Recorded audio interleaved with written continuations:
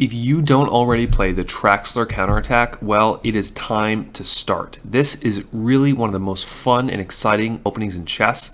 And today, what I'm really just going to do is give you an appreciation for this opening by going back to some of the OG games by Karel Traxler himself. Karel Traxler was a Czech chess master and also a Catholic priest, you can see from the picture, who lived in the late 1800s, died in 1936. And he introduced the now famous Traxler attack. And I just want to show two miniatures of this today. The first game we have is a game between a player named Reinisch, played in 1890, Karel Traxler with the black pieces, and this was played when Karel Traxler was just 24 years old. The Traxler counterattack starts after e4, e5, knight f3, knight c6, bishop c4, your basic Italian game, Giocco piano setup. And after knight f6, knight g5. And you've probably been in this position, probably both as white and as black, very common position. A common move in this position is d5. You play a move like d5, and after the pawn takes, the knight can come away and put pressure on this bishop. Or alternatively, black could play a move like b5, and if the bishop takes the pawn, then the queen takes the pawn. And you get into a position like this, and this can be a little bit better for black, but white plays that at the grandmaster level. But what Traxler did is he introduced the fantastic move, bishop c5. And my recommendation to you is that you should really always play this move if you're black in this position, especially if it's a blitz game. The best move for white in this position is actually bishop takes f7, which is not really the intuitive move. You'll see this play at the grandmaster level, but most of the time, and in this game, the opponent's going to take with the knight. So knight takes f7, white's first mistake. How do you continue here in the Traxler gambit? Well, Karel Traxler, when he first played this, had studied this for a while, and he knew that the best move here was bishop takes f2. In this game, white played king takes h2, or king e2 rather. The best move for white is actually to move to f1. The problem with taking the bishop is if you take the bishop after the knight captures, let's say the king comes back here, you've got the queen coming to g4, and now this square is just supremely weak, right? And so if the white queen wants to defend the square by playing a move like this, now the rook's coming over, and this is no fun for white at all.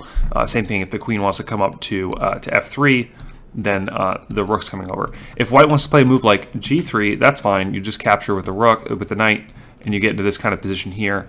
And you know, the position is just really falling apart for white. And when I say that, I mean the rook's going to come to the f file, pin this knight. This d pawn's going to come up. This bishop's going to get involved, right? This knight can even jump into the attack. So black's pieces are just doing so much heavy lifting here in this position. So anyway, in this game though, this first time the Traxler counterattack was really ever played, white did not play captures. Instead, white played king e2, and that allowed Traxler just a great combination. After knight d4 check, we get king d3, so that king just going for a walk here, and then b5, a really fantastic move. And what black is doing is basically saying, go ahead and take my queen. I'm going to capture your bishop and lure your king further into the side of the board. White didn't go for that though, played bishop b3, not capturing black's queen. And then after knight takes e4, now white captures the queen. So white getting a little bit greedy with the pieces, black knowing that white's position is just so bad that they can basically just give up their queen and still win. So we get knight c5 check. And so if we look at the squares here, this knight is covering this escape square, this bishop's covering this escape square, this knight covers this square. So the king is forced this direction, right? And actually the king can't even come here because of the pawn. So the really only square for the king is this c3 square. After king c3, we get knight e2 check, another knight sacrifice. The whole point of this, after queen takes knight, was to open up this d4 square, which is an awesome square for the bishop.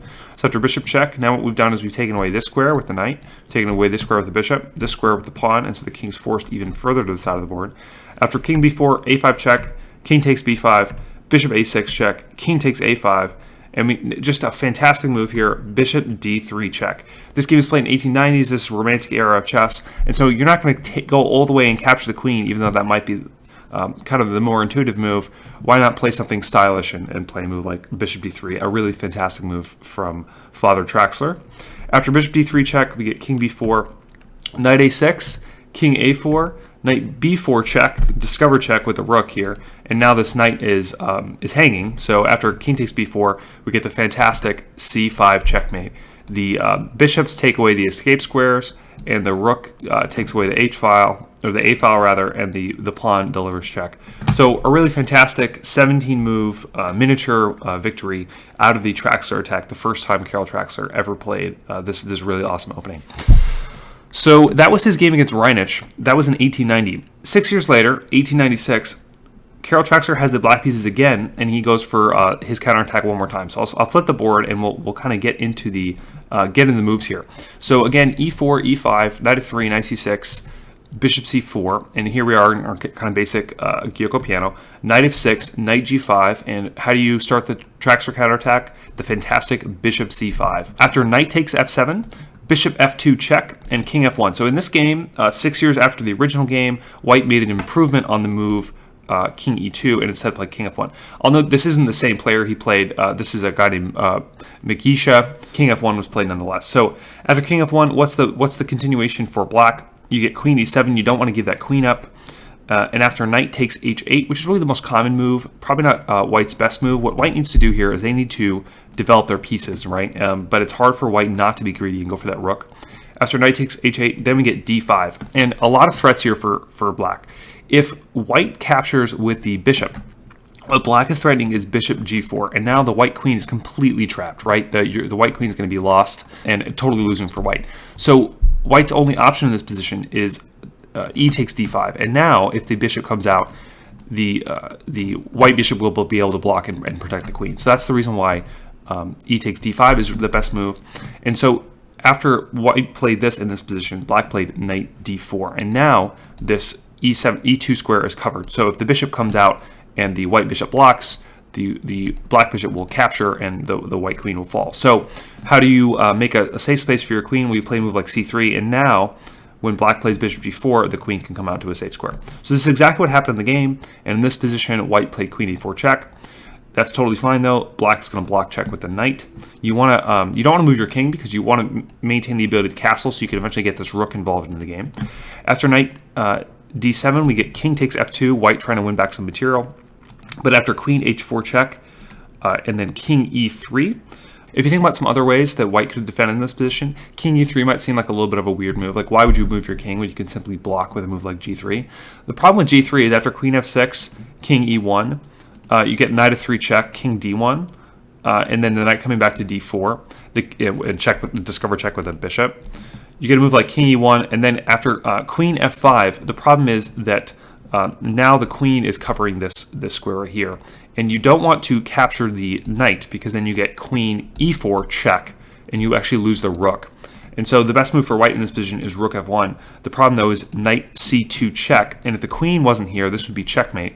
This queen covers this escape square, the bishop covers these escape squares, and the knight delivers check.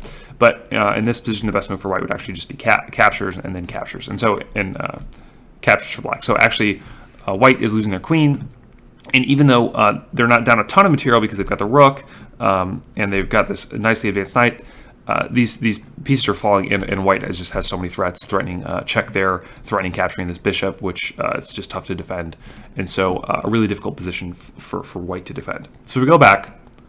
That is why white played king e3 instead of the more intuitive g3. So in this position, we got queen g5 check, and after king f2, queen f5, just kind of dancing around with the king and queen, king g1, and now castle kingside. Now we see that black's going to get this rook involved into the attack. After c takes d4, just removing another attacker, we get rook f8, and there's really nothing you can do to defend against the queen coming to this f2 square.